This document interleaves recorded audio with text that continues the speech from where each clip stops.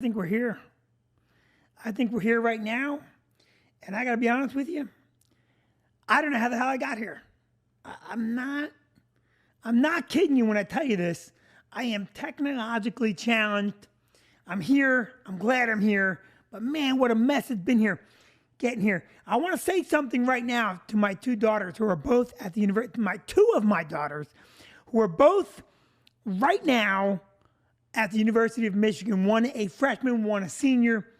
I'm so proud of you guys. Go Blue, 5 days to kick off. Let's hope to God that Jim Harbaugh can put together a good season. I'm hoping the same for my good friend Greg Schiano at Rutgers University. I'm hoping for you to have a good season.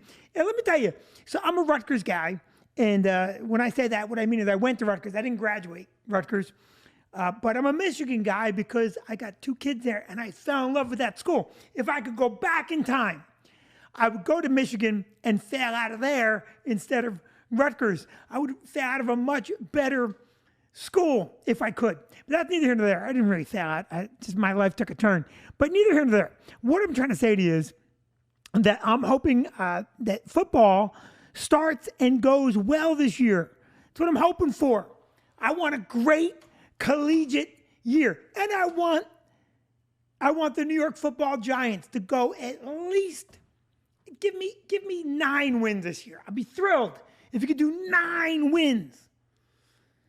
That's not what I'm here to talk about. I'm here to talk about the fact that it's the Monday before Labor Day, and we've got some big shows all week in both locations. This is just a promo video followed by a couple of thoughts.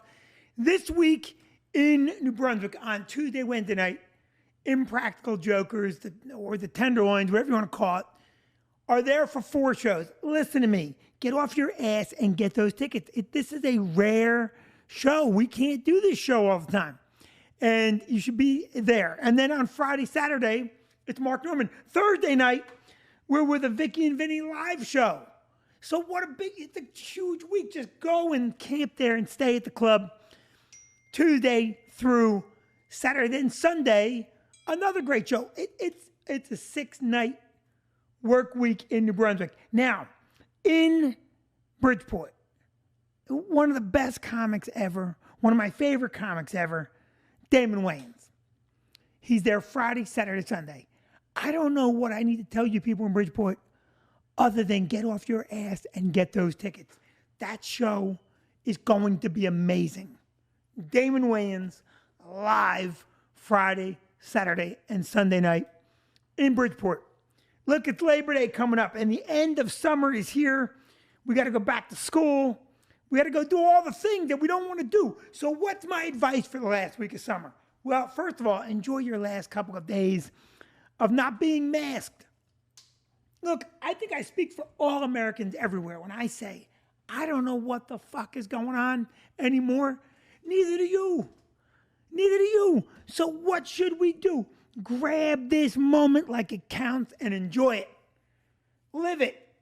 Who the hell knows what's going to happen in the fall? Look at the last 2 years have taught us, all right?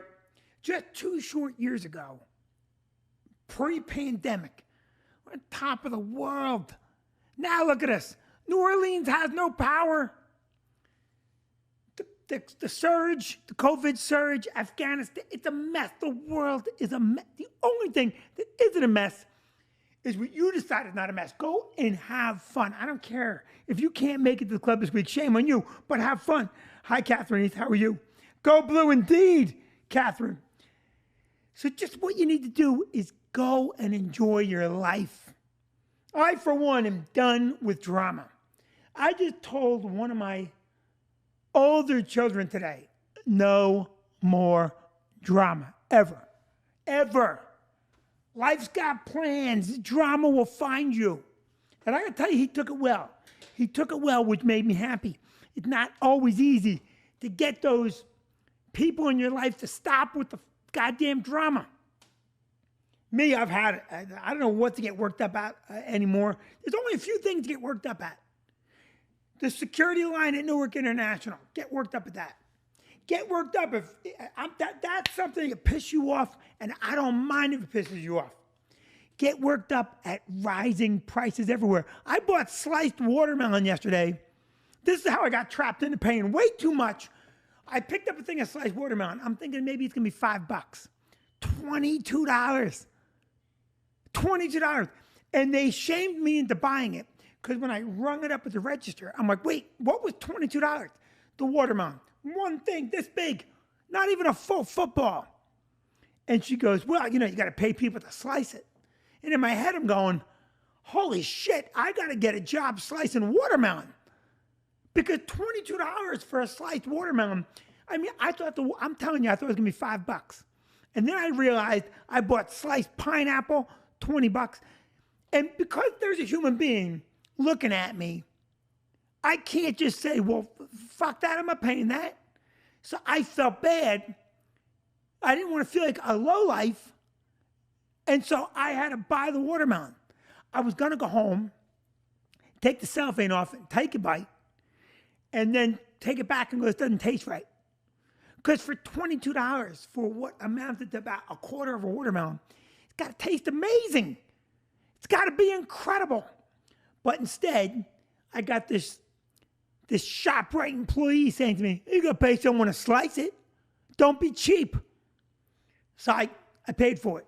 Never again. Vinnie Brand will slice his own watermelon for the rest of my life. I will never purchase. If you're a watermelon slicer and you get laid off, it's because of people like me getting wise to you and saying never again. Never again. If you're a fruit slicer, you're on my chopping block for unbelievably bullshit jobs that no one should pay anyone to do. Anyway, that's just me. Maybe you think $20, $22 for sliced watermelon is a reasonable number. I think it's an asinine number. That is the number that Americans will pay. Because Americans are as lazy as we could ever possibly be. I think the only way we could stop being so lazy is if we found another new world. And we found an opportunity to take that world as our own and colonize it and make it part of America. Canada would be an awesome choice. If we just got up off our lazy fat asses and said, we're going to make Canada part of this country, there'd be all kinds of exciting people jumping in electric vehicles and crossing the border the way they did all those years ago in covered wagons. We'd be fighting off angry Canadians and their healthcare system. It wouldn't be a hell of a hard project. I mean, I gotta be honest with you. Taking Canada seems like it would be very easy. I don't know why we haven't done it. We're way more polite than we were 250 years ago. And frankly, Canada will be a nice addition. It would be a nice addition. Those people seem nicer. We could use an influx of nice people. If we took over Canada, there'd be like, I don't know how the quotient works, but let's say there's 350 million Americans. 250 million of them are assholes. And let's say Canada has, I don't know what it has, let's say it's 6 million people. Can't be much more. I don't know if anyone knows the population of Canada. If you do, send it to me. But if we were to take over Canada, well, then maybe we would have that number of, we would get that many more nice people here. Just my thought. Just my thought. Because, you know, here's a funny little story for you. So last week I had to go to Michigan to drop off my daughters, and I had to fly with Cassie. And because of my own stupidity, a story I'll tell too, then I missed a flight. But I had to deal with a counter person at Newark, and they couldn't have been nastier. Now, I'm not going to tell you the whole story, but I ended up having to go to Philly and then fly to Michigan. And we get to Michigan, and my 9-year-old daughter whispers to me in Michigan, people are a lot nicer in Philly and Detroit than they are in Newark. Philly and Detroit are not known for being nice. That's how bad Newark is. A 9-year-old went to Detroit and said, this is way better. That's incredible to me. That a 9-year-old would say, Philadelphia, which is not necessarily nice, and then Detroit are nicer than Newark, New Jersey, by a wide margin. You have to be a very wide margin. Todd Hardpence just sent me the population of Canada, 38 million people. If we were to take over Canada, we would have a 10% influx of people. And I would say that the average Canadian is nice. Let's say 70% of them are nice. So we would pick up 21 million nice people. That's like a 7% swing of asshole to nice if we just took over Canada. So if we got off our ass and took over Canada, this country would be 7% nicer than it is right now. Not a bad takeover. And if we simultaneously gave up some sections, if we gave up Newark, New Jersey, we would get nicer instantly. Give up Newark, give up. I don't think California is nice. California is too judgmental. But maybe I would keep California because it's pretty. It's really pretty. But maybe I would drive some of the assholes into the sea. But anyway, I would give up definitely parts of Washington, D.C., you know, all the people that live in the government buildings, all the senators and congressmen, give them up. All right, look, I'm way off base here. I'm way off target. I wanted to tell you about the shows, which I've done. Thank you, Todd Hardpence, for the immediate information on how many people we have and how many people we would land in the nice column if we just simply took over Canada.